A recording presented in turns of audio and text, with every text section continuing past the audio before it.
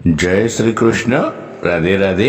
राधे सत्संग में सत्संग का रसपान करते सभी आत्मीयजनों, श्री वल्लभ की प्रेरणा से प्रेरित होकर राधे सत्संग में आज हम देखें कि कैसे अपने भगवान भक्त के वश में है।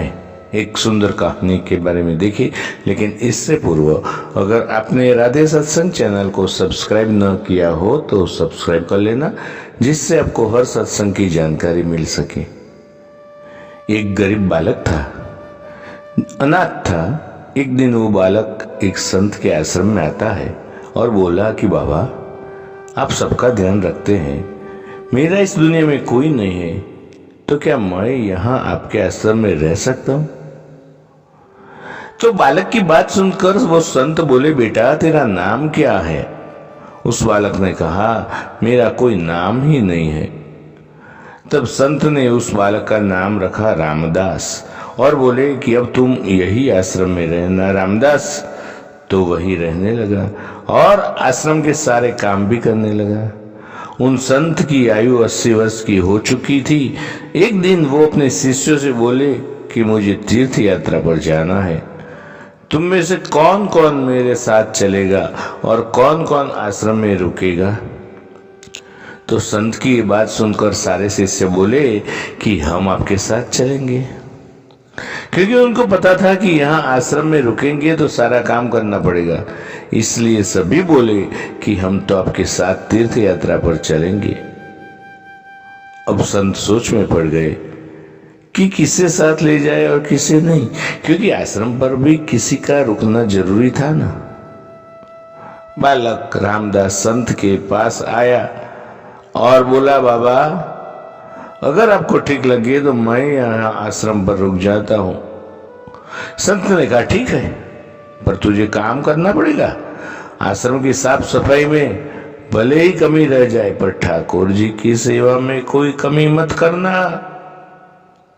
रामदास ने संत से कहा कि बाबा, मुझे तो ठाकुर जी की सेवा करनी नहीं आती, आप बता दीजिए कि ठाकुर जी की सेवा कैसे करनी है, फिर मैं कर दूंगा।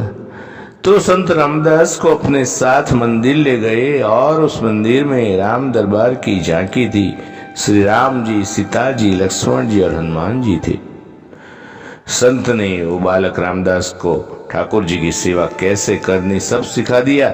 रामदास ने गुरु आज्ञा से कहा कि बाबा, मेरा इनसे रिश्ता क्या होगा, ये भी बता दो, क्योंकि अगर रिश्ता पता चल जाए तो सेवा करने में अधिक आनंद आए। उन संत ने बालक रामदास को कहा कि तू कहता था ना कि मेरा कोई नहीं है, तो आज से राम जी और सीता जी तेरे माता पिता। रामदास ने साथ में खड़े लक्ष्मण जी को देखकर कहा, अच्छा बाबा, और ये जो पास में खड़े वो कौन है? तो संत ने कहा, ये तेरे चाचा जी है। और हनुमान जी के लिए कहा कि ये तेरे बड़े भैया है। रामदास सब समझ गया और फिर उनकी सेवा करने लगा। संत शिष्यों के साथ यात्रा पर चले गए। आज सेवा का पहला दिन। रामदास ने सुबह उठकर स्नान किया, भिक्षा मांग कर लाया और फिर भोजन तैयार किया। फिर भगवान को भोग लगाने के लिए मंदिर आया। रामदास ने श्री राम, सीता, लक्ष्मण और हनुमान जी के आगे एक एक थाली रख दी और बोला, अब पहले आप खाओ, फिर मैं भी खाऊंगा। रामदास को लगा कि सच में भगवान बैठकर खाएंगे, पर बहुत देर हो गई, रोटी तो वैसे की वैसी ही थी। तब बालक रामदास ने सोचा, नया नया रिश्ता बनाए ना, शर्माते होंगे। तो रामदास ने पर्दा लगा दिया। बाद में खोलकर देखा, तब भी खाना वैसे का वैसा पड़ा था। अब तो रामदास रोने लगा कि मुझ में सेवा की कोई गलती तो हो गई नहीं है, और इसलिए वो खाना नहीं खा रहे हैं, और ये नहीं खाएंगे तो मैं भी नहीं खाऊंगा और मैं भी भूख से मर जाऊंगा। इसलिए मैं तो पहाड़ से कूदकर ही मर जाऊंगा। और ऐसा कहकर रामदास मरने के लिए निकल जाता है। तब भगवान राम जी हनुमान जी को कहते हैं, हनुमान जाओ, अब उस बालक को लेकर आओ और बालक से कहो कि हम खाना खाने के लिए तैयार हैं। हनुमान जी जाते हैं, रामदास कूदने वाला होता है कि हनुमान जी पीछे से पकड़ लेते हैं और बोलते, क्यों कर रहे हो? रामदास कहता है, आप कौन? हनुमान जी कहते हैं, मैं तेरा भैया हूं, इतनी जल्दी भूल गए? रामदास कहता है, अब आए हो? तो इतनी देर से वह बोला रहा था कि खाना खा लो, तब आए नहीं, अब क्यों आए? तब हनुमान जी बोले, पिताश्री का आदेश है, अब हम सब साथ बैठकर खाना खाएंगे। और फिर राम जी, सीता जी, लक्ष्मण जी, हनुमान जी साक्षात बैठकर भोजन करते हैं। इसी तरह रामदास रोज उनकी सेवा करता और भोजन करता। सेवा करते करते 15 दिन हो गए। एक दिन रामदास ने सोचा कि कोई भी माँ बाप हो वो घर में काम तो करते ही है, पर मेरे माँ बाप तो कोई काम ही नहीं करते, सारा दिन खाते ही रहते, मैं ऐसा नहीं चलने दूंगा। रामदास मंदिर जाता है, कहता है कि पिताजी कुछ बात करनी है आपसे। राम जी कहते, बोलो ना बेटा, क्या बात है? तो रामदास कहता है कि अब मैं अकेला काम नहीं करूंगा, आप सबको भी मेरे साथ काम करना पड़ेगा। आप तो बस सारा दिन खाते ही रहते हो और मैं काम करता रहता हूं, और अब से ऐसा नहीं होगा। राम जी कहते, तो फिर बताओ बेटा, हमें क्या काम करना है? तो रामदास ने कहा, माता जी अब से रसोई आपके हवाले, और चाचा जी आप सब्जी तोड़कर लाओगे, और भैया जी आप लकड़ियां लाएंगे, और पिताजी आप पत्तल बनाओगे। सबने कहा ठीक है। अब सभी साथ मिलकर काम करते हुए एक परिवार की तरह साथ रहने लगे।